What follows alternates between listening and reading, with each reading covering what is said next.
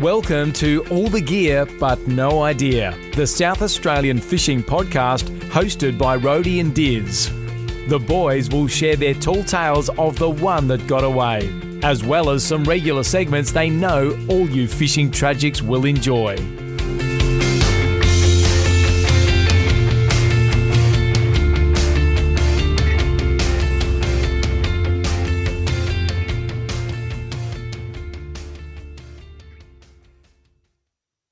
G'day and welcome to All the Gear But No Idea, the South Australian Fishing Podcast, episode 157. Dizzy, how are you, mate? Good, mate. It's good to be here. Very much looking forward to this one. It's going to be a good chat with Lincoln. Certainly is, Dizzy. We've got Lincoln Kirby joining us today. He comes from Barra or Blue Charters up in Darwin. You might ask, why have we got a Darwin charter on, Diz? You would ask that. But we're talking about the Million Dollar Barra. Yes, we are. Which is something I would absolutely love to do. Yep, me too. So we should book that in, and I think Lincoln might be our man, Diz. And it's something that this state has tried to emulate in a small way with this Let's Go fishing competition that's up and running, Diz. What are we up to? I think we're up to round 3 at the moment. I think round 4 is not far away. Yes, yep. I think you might be right there, mate. And it's a great initiative that we've got with the Let's Go fishing comp. And I think, you know, one of those things, you just hope that it hangs around, and if it gains enough traction over the years. I mean, I think, you know, once upon a time, our snapper fishery was probably attractive enough across the state that you could have potentially whacked a few tags in some big snappers and they could have been worth a few bucks. So let's hope it just keeps going. I'm not sure that we'll get to $1 million, but you never know. You never know, Diz. Get a couple of sponsors on board next year and anything could happen. Round 3 is still up for grabs, Diz. So there are some more details on the Let's Go Fishing website, Diz. But we'll talk more about that a bit later on. Let's get into oranges and lemons. My orange is the Port Lincoln Tuna Comp is not too far away. Oh, mate, the countdown is absolutely on. If we did this on YouTube, you would see my pool table is covered in... Oh, there's game type J rods, there's a Speedmaster reel, there's pliers, there's wind on leaders, there's dingle dangles from last week. Yeah, that was last week, but there's a lot of Port Lincoln tuna gear going on, Diz. So we're well into the prep. Does anyone sort of come in here and go, do you want to play a game of pool? And you just go, are you kidding me? That's a podcasting table. It's an hour job to play pool because it takes me so long to clean up everything. No, very good. What's your orange? Dizzy, we spent last week at your parents' shack over at Black Point, which was great. I would say we had good fishing without being great in terms of the success. Yeah. But the kids absolutely loved it. We were able to take them out for a couple of pretty good whiting sessions. Like they stayed out on the boat for an hour and a half or so. But if you ask Lil what her highlight of maybe even the last 12 months is, she would say catching 5 crabs in one crab net. She hasn't stopped talking about it. I've got her convinced we're the only people to ever catch 5 crabs in one net. She was absolutely wrapped with that. Yeah, it was pretty amazing because we didn't have the nets in the water for that long because we're sort of a little bit pressed for time. Wasn't sure when the kids were going to sort of give up. And you sort of always like to let them soak for a little while so the crabs find the bait. But gosh, when we pulled it up, it was just 5 of them in there. I haven't seen 5 in a crab net in a very long time. Unfortunately, they were all a bit too small, so I had to go back. But it was good to see healthy numbers of small crabs out there, Rodney. I've actually got a photo here too, Diz. We might have to put that one up. But good stuff. We should. 5 crabs. You've got your guns out holding them. They were so heavy. Oh wow! There you go. What was your lemon? Dizzy, we had pretty good weather. We did have a couple of windy days in the middle of the week, but we were packing up on that weekend when it was forecast to be like the worst rain we've ever had. And it wasn't quite that bad, but it still was pretty wet, Diz. And you guys all took the jobs that were sort of tucked away in the house. You know, I saw you sitting on the couch a couple of times pretending to look after kids. I was out packing up the boat, packing up the stand-up paddleboard, packing the car, cleaning up, doing everything outside in the rain. It was torrential. And then I spent the next 3 days telling everyone I got trench foot. I got so wet. Yeah. So that's been a running gag, my trench foot, Diz. Yeah, that was interesting because, I mean, you definitely did have the option to, pack the car up in undercover areas, but you just chose to live that trench foot life. No, you chose to park your car across 2 car parks undercover Anyway, we won't go into our domestic disputes. Yeah, we should. We'll leave it at that. My lemon was we went out, I think it was the first night we were there. It was dead flat, calm enough to go out for a look, dabbing for some garfish and nothing. Heaps of crabs. Yeah, there was, wasn't there? Saw heaps of crabs with the light, but no garfish. Not a single garfish to be seen. Was a little bit ripply on the water. Usually you'll still see them. And we tried for like a good half an hour, so we did have a good look. We did. And no squid. No squid. Definitely no squid. So it's a bit sad really, Diz, because normally you go over to Yorke's or something similar to that and you do have plenty of options, but I feel like at the moment we are a one-trick pony with whiting. Yeah. And crabs to a certain extent, but obviously no snapper that you can fish for and no garfish and squid. It makes it a bit harder to, have a real one of those seafood basket type weekends. Yeah. We didn't really try properly, but we did put the snorkel on a couple of times. I'm not sure there's an abundance of scallops either, which there used to be. Yeah. You'd think some of those shellfish that are sort of filter feeders would be pretty knocked around by the algal bloom. So anyway, it was a great week. Had a very good time. Let's move on now, Rhodey, to a bit of a social media update. Give the listeners what are they liking? What's winning on the algorithm? Dizzy, we've had a couple of really popular posts lately, and that started with your photo from when you went down to Kingston, and we shared that photo of the jetty close. That got a lot of content off the social media, Diz, and then we followed that up with a picture of a squid that we caught 12 months before, and that one really got going in the algorithm, didn't it? I got like hundreds of thousands of views or whatever it's called. Yeah. So that one went well, Diz, and then a bit of content from over the weekend at Yorke's. We got the bag of whiting one day that got a bit of love, and then the Jocelyn jetty closed for maintenance. But it looked like it was pretty close to being done, from my expert marine engineering opinion from a distance. Yeah, nice, very good, nice one, Brody. And then we've got a bit of a comp coming up, haven't we? Yeah, well, the squid competition's still going. Anyone that can prove to us they catch a squid in the Gulf of St. Vincent, we got a little squid pack for that one. So that's an ongoing competition. And we're also going to do a competition guessing how many tuna are caught on our boat in the tuna comp. And We've got a really good prize. There's a really nice tuna reel for that. Yes, we do. So keep your eyes out for that. It's going to be an exciting one, and we're very much looking forward to that. All right, Rhodey, nice little opener there. Let's get into the news. Rhodey and Diz have been searching far and wide to bring you the latest news across all fishing in the state, and we'll give you the rundown on what you need to know.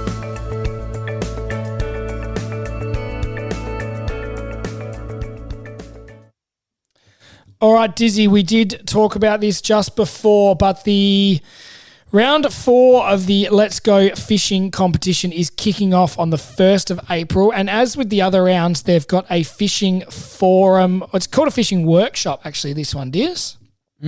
With some big guest speakers, Steve and Joe Starling. So that is being held on Saturday, the 28th of March at 1:30 p.m.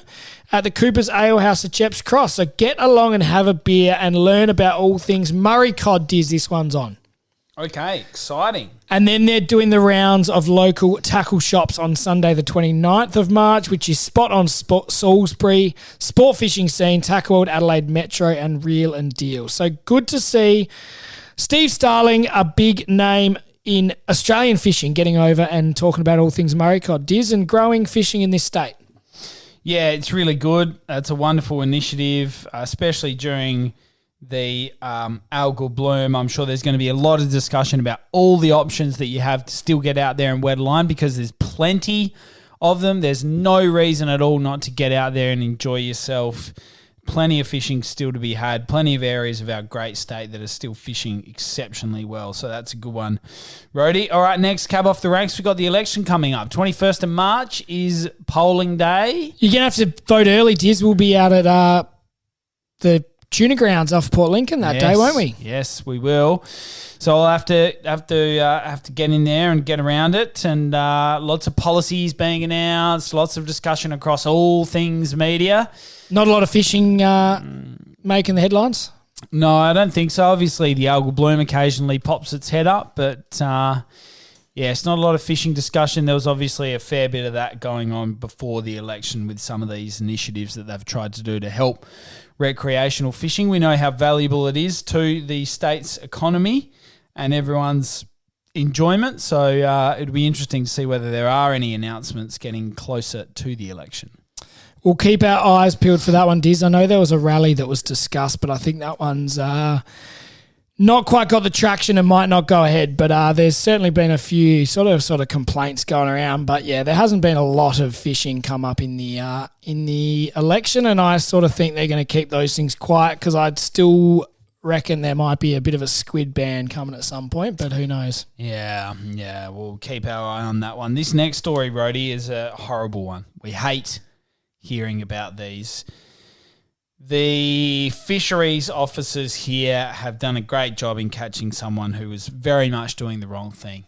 And you hate hearing about this at the best of times, let alone hearing about this when we know that our fishery is under pressure from natural disasters like the algal bloom. Certainly do, Diz. A Henley Beach man has been fined over $5,500 for exceeding catch limits and taking undersized King George whiting. For me, that's not enough. During a routine inspection at West Beach, Purser fisheries officers found 47 King George whiting on a recreational fisher's vessel, far exceeding the daily limit at the time of 10. It included 29 undersized fish. $5,500 is not enough, Diz. I think that if you innocently take one extra fish or you have one fish that is 31.8 centimetres, that's not perfect, but it's not the end of the world. No, well, we have had a few inspections. Yep. The one that comes to mind immediately was at Island Beach when we were on Kangaroo Island, and we had caught some fish that day. And the fisheries people came up, and their first question was, "What have you caught?" And we said, "We got some whiting." And they said, "What's the size limit?" And we said 32. And I think to begin with, you've shown that you sort of at least know what the rules are. And then when they get them out, I honestly feel like if they measured one at 31.9, then they'd kind of go, all right, that's, fair enough, and the rest are comfortably over 32. And there's the theory they shrink when they go on ice as well. But yes, 47, you know what you're doing. It's just ridiculous. And the fact that it says in their post that the majority of these fish were hidden and then subsequently all fish and fishing equipment was, of course, seized. So well done to those fisheries officers holding this person to account. Like you said, I'm not sure that the $5,500 is enough because a lot of me feels like if this guy's been done like that, it's not the first time he's done it. Yeah, you're right there, Diz. What else we got in the news? Dizzy, we don't normally cover the coroner's court in great detail, but this is a coroner's court recommendation that the regulations around life jackets is made a bit more stringent. So this is a coroner's recommendation following an inquest into the deaths of 8 men in 4 different boating incidents between March 2024 and January 2025. So the coroner has recommended that the state introduce an obligation to require people to wear life jackets on boats that are less than 7 metres in length, rather than the current rules of boats under 4.8 metres. So the Department of Infrastructure and Transport says it will consider the findings and that no changes will be made without consultation. Love it. Yeah, do you reckon it should come in? What do you think? Nah. Well, I mean, look, I don't know. I'm not informed enough to make a decision, but I think, to be fair, there'd be a lot of people that would have concern about it. Yeah. I think there was a fair bit of jumping up and down when the last rules came into effect. Yeah, because on our old tinny, you didn't have to wear life jackets at the time, did you? Not at the time. But you would now. When we did. Yes. No, we did when we had it at the end. Yeah, for maybe the last year or so, I reckon. Yeah. But anyway, State Coroner David Whittle has said that South Australia should lead the nation by introducing an obligation for these life jackets rules. It includes that capsize over near Port Lincoln on the Yorke Peninsula, another one off Kangaroo Island, and another one off Elliston, and finally a death bringing Crayports near Beachport. So it's included quite a few people. They are... I have had a look at some of these, and they are quite experienced fishers. So some of the knock has been that it's all the first-timers drowning. probably hasn't been the case in some of these. I get that checking cray pots is quite risky, Diz. I was going to say, I think if you're checking cray pots, you're doing a relatively risky thing in a boat as it is, because you're often up quite close against, ledges. And pulling a pot that's probably stuck in under rocks and things like that. So that's a dangerous activity anyway. And maybe if you're using a pot hauler and there are plenty of risks associated with that. And then don't forget, a lot of the time where you're catching those crayfish, they're very swelly locations where, freak waves or rogue waves can come through. So, I wonder whether there's work to be done around some of that sort of thing. Maybe crayfishing should be included in those high-risk activities. I know at the moment if it's nighttime or if you're fishing alone or things like that. And I don't have a problem with it if you're fishing alone. I'm happy to do that. I think that's sensible. And I would say that there'd be a lot of fishers that would do that. But these days, a lot of people might be wearing a Stormy that's got a built-in life jacket, or they're wearing those yokes that are, relatively innocuous. They're not cumbersome or anything like that. So certainly on the weekend, Diz, when we were fishing, obviously the kids had their life jackets on, as is the rule. I certainly don't think we need to wear life jackets on our Stabicraft boat doing a little bit of crabbing or whiting fishing within a couple of kilometres of the shore. That might be an overreaction to enforce that rule, but I get that it's a safety thing and, who knows, maybe that'll just become the norm. We'll watch this one closely, Rhodey. All right, good little news segment there. Some juicy ones, Rhodey. Let's get into the tackle item of the week.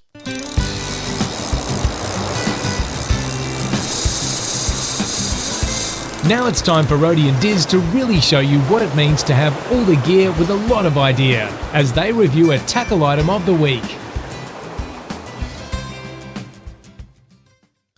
All right, Diz, as I said, there is 100 bits of fishing tackle on this pool table at the moment, but I've picked out one that we've never spoken about, and it's the 10-inch heavy duty bent nose pliers from Shimano. Diz, they are a solid item, and they're going to be perfect for the Port Lincoln Tuna Comp. There's a line and wire cutters. There is some different crimping options, which will be great for that. And Dizzy, they're just a really strong, sturdy, durable operation with the bent nose that's going to get those single hooks out of the tuna ASAP so we can get back in the water as quick as we can, Diz. Yeah, you love having those really nice, heavy-duty pairs of pliers for when you are out fishing for those pelagics, Rhodey. You want that really lovely, big, strong grip that you've pointed out there on Shimano's really top quality gear. So that's a wonderful piece of kit to have on your boat. When you look after that, mate, that ain't going to rust. That's going to last the test of time, that thing. The only thing that won't last the test of time is if a nuffy like you gets a hold of it and drops it over the edge. No, I won't be doing that, mate. They feel sturdy and nice grippy handles, Diz, the rubberised handles. I'll be able to spend all day just gripping onto the single hooks after you catch us heaps of fish, mate. Good stuff, mate. Very much looking forward to the Lincoln Comp. All right, Rhodey, we are very lucky now to be joined by an ambassador of the Million Dollar Barra up in the Northern Territory. Of course, we're talking about Lincoln. Let's get him on the line. Now it's time to get our guest on the line. We'll ask them the all-important 5 questions, then chat all things fishing in SA.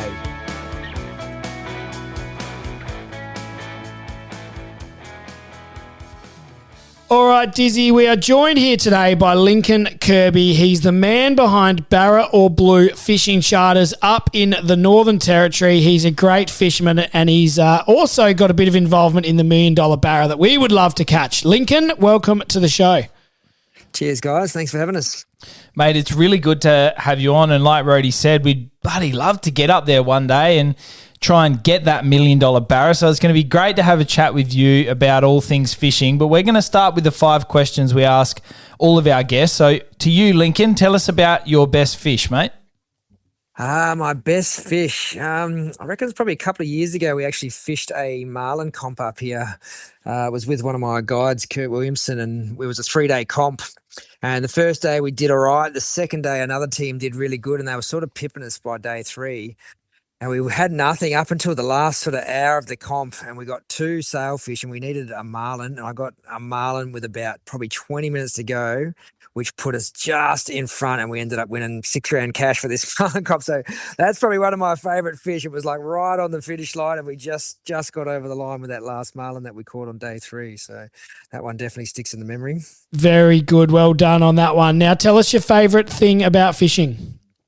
My favourite thing about fishing, I've got to say it's changed a bit, but these days is getting my family out on the water. I just love getting the kids out. Just love relaxing with the family, teaching them all the things that I've enjoyed over the years. And yeah, that's my go-to these days to get away. Yeah, a bit of family time on the water. Nothing really beats that, mate. And what about your first fishing memory, or what got you into it? Was it a family connection, or how did it happen? Yeah, well, we were sort of lucky enough. We grew up right on the river in Kununurra, in the Kimberleys on the Ord River. We had one of the best barra spots right on our doorstep. And I remember my first memory is probably about 3 or 4 years old. I still remember it catching a barra off the rocks on a hand line. We actually just had a live bait out, and we just dragged it in. We couldn't actually pull it in. So we sort of wrapped the line around us, ran up the bank, and we ended up getting line burn all over our hands. And we pulled this barra, and it was probably 60 centimetres. And we thought it was 1.30 metre. And, I still remember it as kids catching that first barra. It's definitely stuck in my mind. Very good. Now, Lincoln, tell us your favourite sort of fishing and why. Oh, it's got to be barra fishing. You never get sick of barra fishing. It's addictive chasing them. They're so elusive sometimes. They can be fussy. Every day is different with barra fishing. You never really work them out. I've been chasing them for a good 35, 40 years now, and I've still got no idea really. You're still bloody coming up with new techniques and new styles, and it's forever evolving. Like the technology that's coming out these days is changing the whole game once again. So yeah, barra fishing's definitely my go-to. You never get sick of that thrill of that big whack when a barra hits your lure, I reckon. Yeah, awesome. And mate, in all of those years of fishing, you've got to have a funny fishing story, or at least tell us about one that got away. I've got a story of one that didn't get away. It was actually 2 years ago. I had a guide who's come to work for me, South African guide, Tyron, really good fisherman, never caught a barra before. So introduced him to fishing in the territory. I took him up to a little spot I knew where there was some good fish, tied a little jackal lure on, gave it to him, and he threw it out, and first cast, whack, big barra hooked it and spat it out and came back, and he just had the bib on his end of his line. It actually broke the bib off the lure, and he lost it. Next cast, he threw a different one, threw a plastic on, whack, gets hooked up again, and he pulls it in. It's the same fish, and it's still got the bloody lure in its mouth. It's got the lure back with no bib on it. Very next cast, a 90 centimetre barra. That was his first ever barra. His first introduction to the territory barra fishing. What do you call that? Good fishing or a stupid fish? Pure ass, I think. That's what you call that. I couldn't believe it actually had a lure again after it bloody had that one stuck in its mouth still. Next cast. Very good. Unreal. It's not too often that you get 2 cracks at it, so that was that's pretty impressive. Now, mate, tell us all things about the $1 Million Barra. There's plenty of people that I'm sure come up to the territory with high hopes and ambitions of catching that $1 Million Barra, and I'm sure they've had some amazing fishing trips along the way. So tell us a bit about it, mate. When did it come about? How long have you been sort of involved in helping promote it, that sort of thing? Yeah, well, it's probably been 11 years now it's been around for. It's really, it's become a great talking point. I've been running charters for about 8 years now, and every client that comes out when the comp's on, we all talk about the red tag and what we're going to do if we catch the red tag, how we're going to split it. And it's just got bigger and better every year. It's definitely a great draw card for tourism in the NT. It definitely brings people up here. I'm getting people that are booking charters to line up with the $1 Million Fish kickoff. They want to come up and chase that $1 Million Fish. So the incentive definitely works. It's fantastic. Now tell us, so it runs until the end of March. There's still a bit of time to go. And there's a promotion going for March that anyone who catches one of those $10,000 tags will get $100,000. Is that right?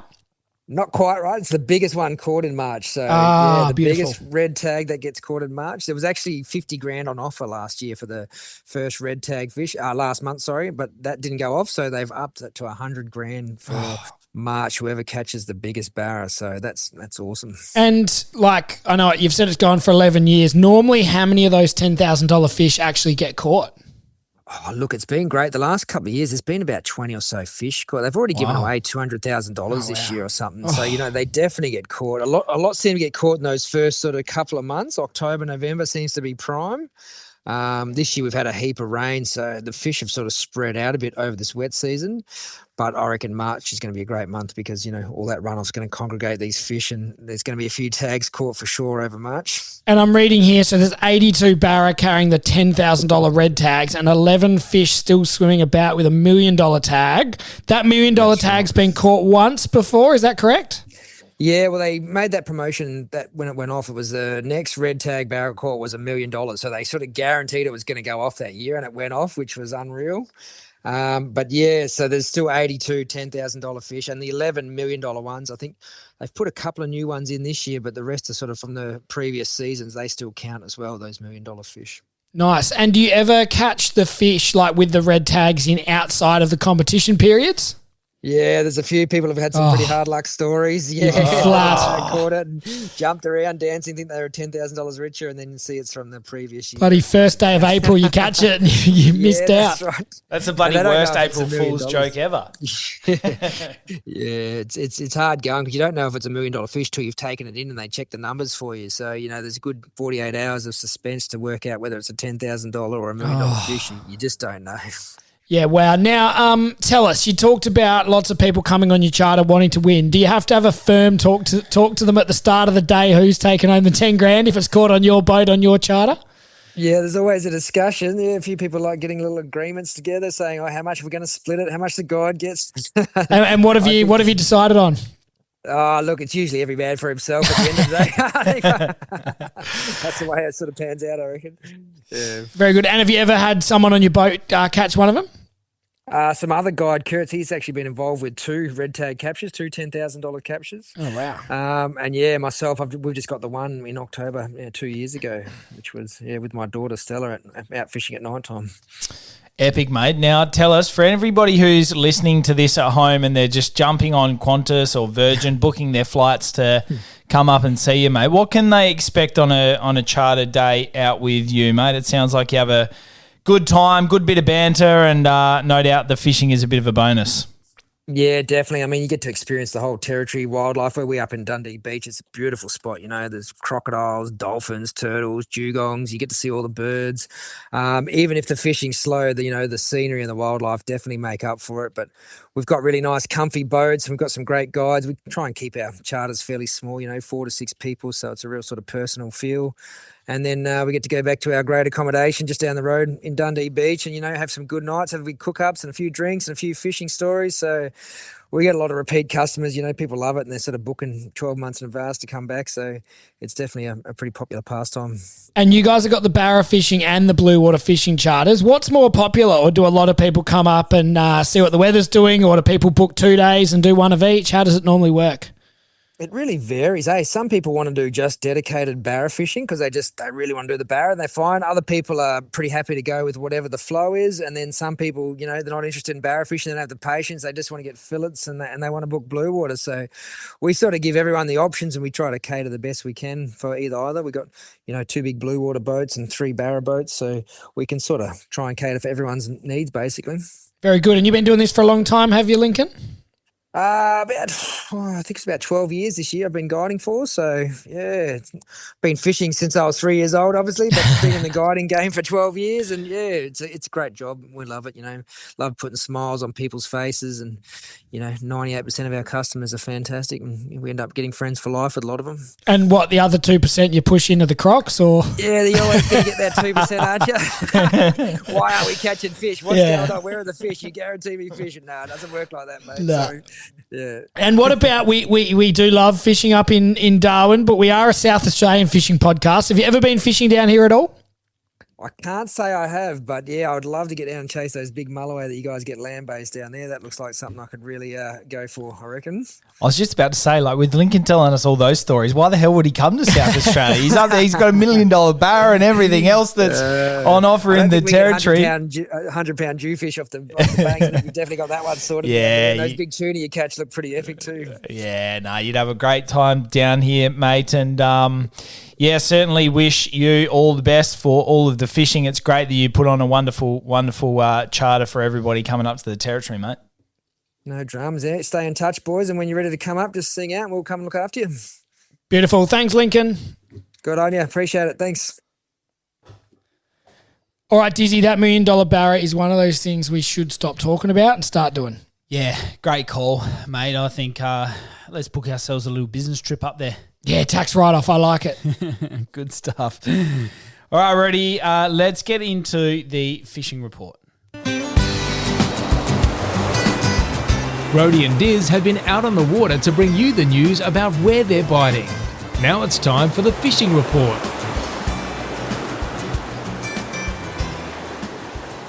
Let's start with Black Point, Rhodey. It was a great week. We had a wonderful time away. We did have a couple of days in the middle where it was very windy, which sort of, scrubbed out any sort of fishing for those couple of days. But we did some lovely touring across the Yorke Peninsula. Went down and had feed at the Stansbury pub at the Dell. Good pub, wasn't it? The Dell Rimple. Good feed. Great feed. Lovely. Bit of a farm tour with Lou and Charlie. Farm tour with Lou and Charlie. Went and saw saw a couple of lambs. Have you actually called up Lil chickens? And asked how the chickens were after Ned manhandling those poor wings? Ned really was very, when you're crying after leaving the chickens, you've got a bit of an emotional attachment. He got a bit of a glint in his eye with those chickens. He just loved them, didn't he? He did. He loved them. Anyway, this is not a chicken podcast, Rhodey. I'll remind you. We are. Can we go back to Snake Watch? We didn't see any snakes out there, but we did. We had a couple of good sessions on tings. Of course, now with the bag limit being 5 per person, we bagged out on a couple of occasions. Got 10. There was 1 or 2 missions where we had the kids where we were hoping to come home with 15. I'm not quite sure that we did that on any day. It wasn't as easy as we might have thought fishing with 2 4-year-olds. So it was good fun. I think we caught 5 whiting that first day, and it felt with the kids, and it felt like we could have caught more because we were getting good bites when we were trying to get the kids organised. Yeah, we probably learnt our lesson that first day. We need more snacks. Yeah. More snacks. Just lots of snacks that they're not allowed normally. Bulk snacks. Bring heaps of stuff like all the naughty snacks, your chips, your lollies. Just throw the dietary guidelines out the window and just keep them happy. Yeah. Let them pick stupid kid songs on the radio. Yeah. And give them lots of snacks. And I think it actually worked better when we took turns with the rod. Yeah, I do. It made them concentrate for a bit longer. Yeah, and at least then one of us at least could then fish properly. Yeah. Yeah. So it was a bit chaotic when we both had a rod and both the kids had a rod. That was getting a bit messy, but we did get 5 fish with the kids, I reckon, a couple of times. Yeah. So that's okay. And I think they had a great time. They did. They loved it. That was probably the main thing. And I think next year they'll be all the more experienced, and they'll just last that little bit longer for us to get the bag. Yeah, good stuff. Love it. And Diz crabs, we did pretty well. Crabs, we did exceptionally well. We've talked about getting 5 in that one crab pot, but we got enough for a feed. The girls, I can't eat crabs, as I'm sure we've covered in this podcast over the last 157 episodes at some point, but the girls loved them. Had a crab pasta for lunch one day. I should put that photo up too, Diz. Yeah. I've been a bit slack this week, haven't I? Lucy got a bit of Gordon Ramsay about her. A bit of just garlic, lemon juice, basil, I think. Got in the kitchen, peeled the crabs, got around it. It was it looked really good. And good Diz to catch about 30 whiting or so for the week. So got a few back in my freezer, which is nice. Yes, it's always good to have a nice feed of fresh whiting in the freezer, that's for sure. Rhodey, what do we got on the Carp Frenzy, mate? Can you run us through the results? Dizzy, another good year at the Carp Frenzy. They had lots of participants. The biggest fish overall went 76.1 centimetres, and that was Nick Chibi. The heaviest bag was Marijan Burjan. How many kilos of carp you reckon you can catch in an afternoon? Oh, I don't know, but this would be big. 118 kilos of carp. Oh, that's a lot. Don't you reckon that's a phenomenal amount of carp? I would say a 1 kilo carp would be a decent size, don't you? Oh, it's a lot of fish. Yeah. It's a hell of a lot of fish. Yeah, big numbers, strong numbers. So they were the highlights, Diz, of the competition. It was very well attended. They've locked in Saturday, the 27th of Feb for next year's competition. And there were some big cash prizes. There was a total of 936 participants, and they pulled out 2,740 kilograms of carp. So that's a good little thing for the environment. Not that it's going to make a massive difference in the big scheme. You probably have to have an SA Carp Frenzy every weekend to do some sort And of then you damage still on wouldn't them. put a dent in them. You probably wouldn't. But Dizzy, that's a good competition they run up there. Yeah, very good, mate. Very good. Well, thanks for the little wrap up there of the Carp Frenzy. The tuna have been a little bit hard to find. Certainly haven't heard of any along our Metro Fluorio coastline. I think Southern Fishing Charters, I think Jared got doing well. tuna one day. Okay. I don't know whether they're getting them all the time, but they certainly had a day, I can't remember if it was last weekend or within the last 3 or 4 days, and it's certainly, I reckon everyone on the boat got a tuna. So they must have found them in pretty good numbers. I think there are some fish probably south of KI if the Warina tuna comp is anything to go by. So they are there, probably not accessible to a lot of trailer boats, but some of those bigger charters, such as Southern Fishing Charters, are getting into them.